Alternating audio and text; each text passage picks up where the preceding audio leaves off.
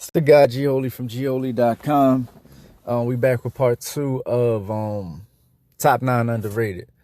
Top 9 Underrated has a part 3, and it is coming, so you ain't got to worry about that. But what you can do is, if you want to see something on the list, you know what I mean, just leave a comment below, and I'll get to it. Maybe it'll appear on the list. Also, subscribe, like, all that cool YouTube shit that I'm really not into, but I got to do it because I'm on YouTube. Shit like that. I'm going to glance over this. I ain't really going to read it, but I'm going to read it. Feel what I'm saying? So, here we go. Part 2. Our most shared article on Gioli.com so far is part 1, so it's only right that we do the remix. No, actually, they were both formulated at the same time and split into 2 posts. Over time, hip-hop has had as many turns, shifts, and business follies that have squandered potential classic moments. Here's part 2. Okay.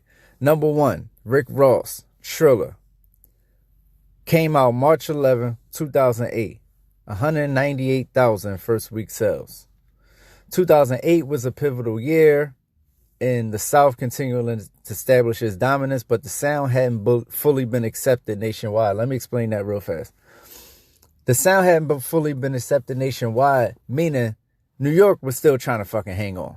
New York was trying to hang on. You feel what I'm saying? Like, the West Coast still had a few people. I mean, game was like super hot. I'm just saying, like, the South's dominance ain't really come like that. You know what I'm saying? Like, to where it's like all South niggas, like, you know what I mean? That was a little later on. Like I said, the cover of Double XL had Papoose and fucking Joel Ortiz and all them niggas that year or the next year. So, you know, New York was still trying to hang on. But, you know, basically, it's talking about, you can go read it. I suggest you go read the full.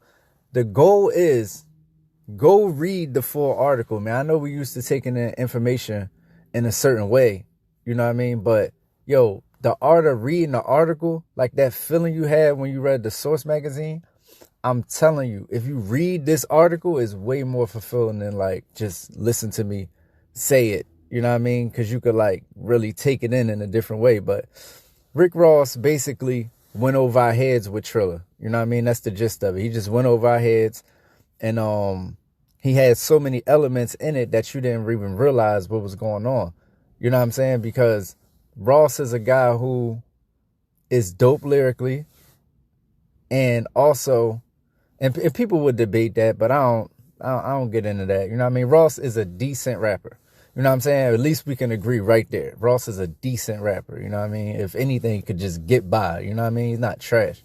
So Ross, like I said, the whole production was just luxurious, and I don't think we appreciated it like we would, you know, or like we did Teflon Don, because it just was a different time. The Game 1992, released October 14th, 2016, 32,000 first week sales. What I could say about this is his whole beef with Meek Mill was supposed to propel and project the album in his eyes, and I don't think it worked out that way. I think his beef with Meek Mill actually took the focus off the album. You know, like that album, if you go back to 1992, it's a piece of work. It's a straight art piece, but you can't really, it was just overshadowed by the whole shit. You know what I mean? And if you only listen to one song off that, it'd be Young Niggas. And if you only listen to one song off of Rick Ross TRILLA, it'd be Maybach Music featuring Jay-Z.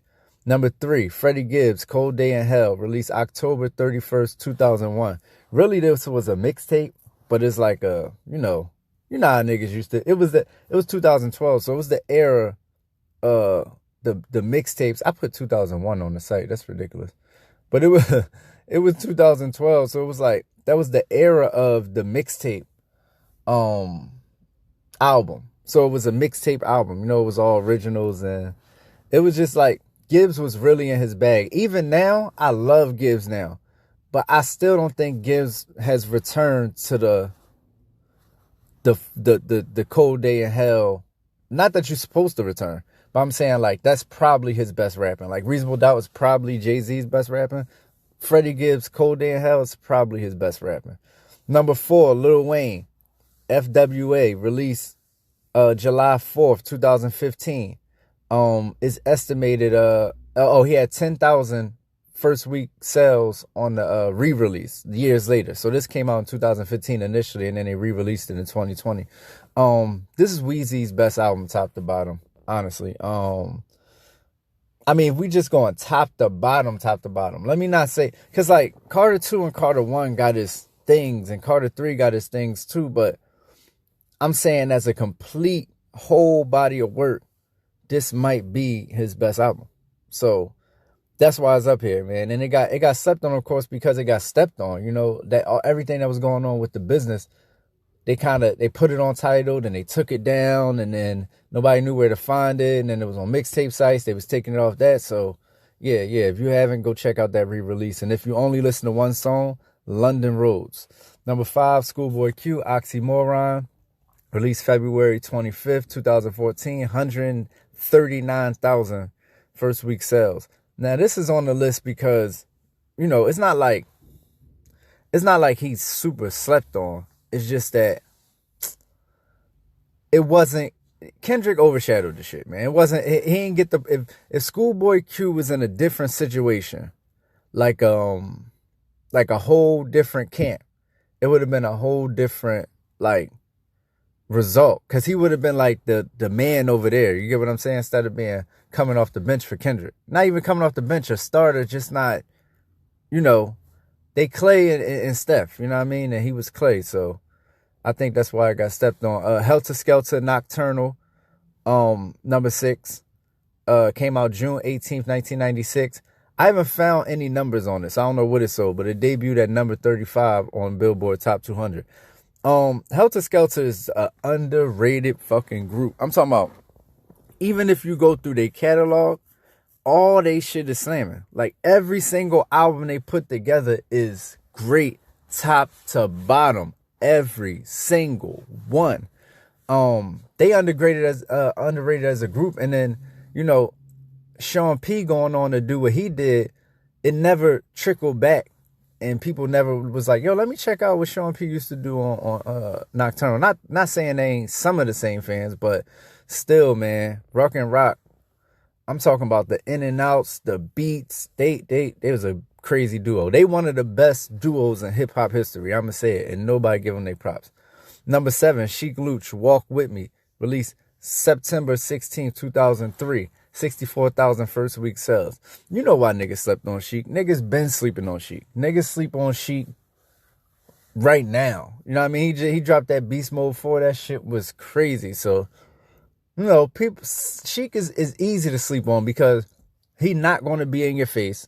You know what I mean? He's not going to pump his shit like that. He's not going to spend $1 million in promotion. You know, he's not going to have a crazy single. And he's like, you know, the third man in the locks. You know what I mean? Especially the way Kissing Styles is marketed as like a 1-2 punch. So, you know why they slept on Sheek. Number 8, Smooth the Hustler, Once Upon a Time in America, released March 19th, 1996. Debut number 93 on Billboard 200. Him debuting number 93 on Billboard Top 200 is fucking crazy. But I gotta remember it was 96 too. That nigga was hot as shit off that motherfucking Broken Language. That nigga was hot as shit. I'm talking about, you had to be around when that shit came out, bro. That shit was ridiculous. And if I'm remembering correctly, that song came out way before the album. Way before the album. Maybe even the previous year, like way before the album. So nobody never checked this album out though. It was like that back then. Like, some people you looked at like, yo, you had a dope ass single, but I do not want to check out your album. You know what I mean? And whether that was label situations, where people was marketed or promoted, it's like people just didn't get an album a listen. But this is one of the best albums I've ever heard. Ever. Dope ass album. Number 9, Common, Finding Forever, released July 31st, 2007. 155,000 first week sales. Now, I don't think nobody slept on this, but I don't think when people think of, like, I seen a list recently, they was like, name the top Common albums.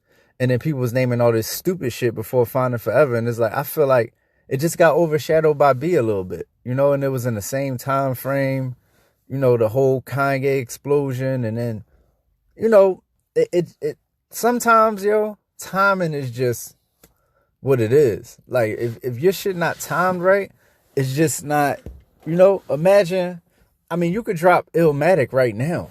Like, right now, you could drop Illmatic. That shit'd be on a mixtape site somewhere. Nobody wouldn't, you know what I mean? So it's just all about timing, for real. Imagine if, you know, Pac tried to come out the day with everything he stand for and things of that nature. It's like, maybe it wouldn't work. You know what I mean? Like, maybe, like, because Tupac would be a meme every day. Because he's a real human being, or was a real human being, and he might do this today, do this tomorrow. They would have been talking about, oh, he's a contradiction, because people were talking about that in the time that he was out. You know what I mean? So just keep in mind, man, just because something got slept on don't mean that it's a quality thing. It could be timing. It could be business. You know how many dope... Yo, Cameron SDE just was... Oh, that might be on part 3. But it's just held up because of business. Like, it never came out. And people say that's Cameron's best album. So, yeah, man. That's it, though, man. Part 3 coming soon. Let me get your suggestions and all that. I kind of went off the rails a little bit. I wasn't really fucking with the whole reading off the paper thing today. But the link will be in the description to go read the full article and check out the songs. All the songs I'm talking about is right there. You know what I mean? I might have to go edit this shit. I had a few mistakes on this motherfucker, but fuck it. Niggas know what I'm talking about. But yeah, man. GHoly from GHoly.com. Like I said, like, subscribe, all that shit. And we be back for part 3 because I don't never leave y'all for too long. We doing an upload a day. You heard?